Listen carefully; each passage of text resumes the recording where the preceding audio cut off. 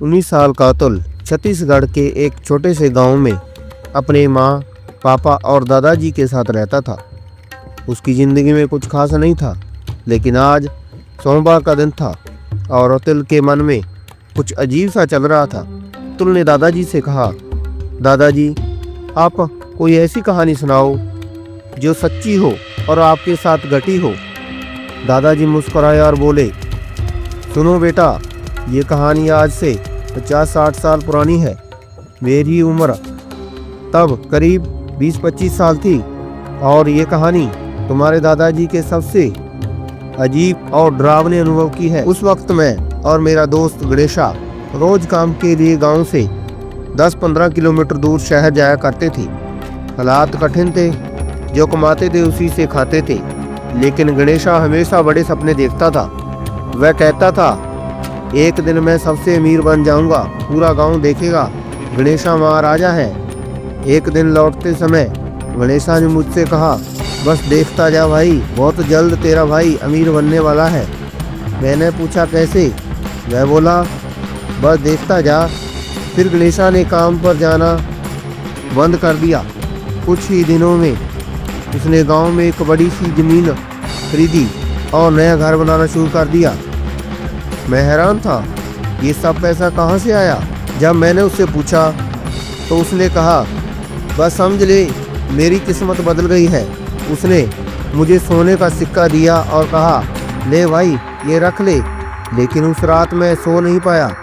मेरा मन बार बार यही सोच रहा था, आखिर गणेशा के पास ये दौलत आई कहाँ से? एक रात मैंने देखा कि गणेशा चुपके से जंगल की तरफ जा रहा था।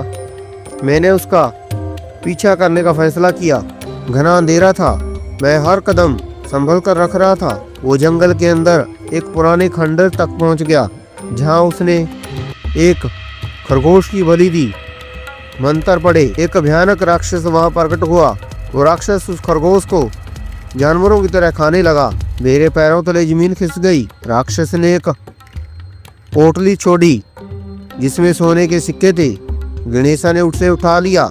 मैं किसी तरह घर लौट आया, लेकिन इस रहस्य ने मुझे सोने नहीं दिया। कुछ दिनों बाद मैं देर रात घर लौट रहा था। रास्ते में मुझे गणेशा दिखा। वह बुरी तरह डरा हुआ था और भागा जा रहा था। मैंने उसका पीछा किया। उसका घर पूरी तरह से बंद था, लेकिन अंदर से चीखों की आवाजें आ रही थी। मैंने खिड़की से झांकने की कोशिश की। जो मैंने देखा उसने मेरी रूह कंपा दी। गणेशा फर्श पर पड़ा था और वह राक्षस की छाती पर बैठा उसे नोच नोच कर खा रहा था। पास ही उसकी पत्नी और बच्चे की लाशें पड़ी थी।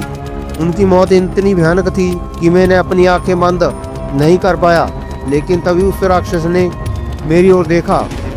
उसकी लाल आंखें और खून से सना चेहरा।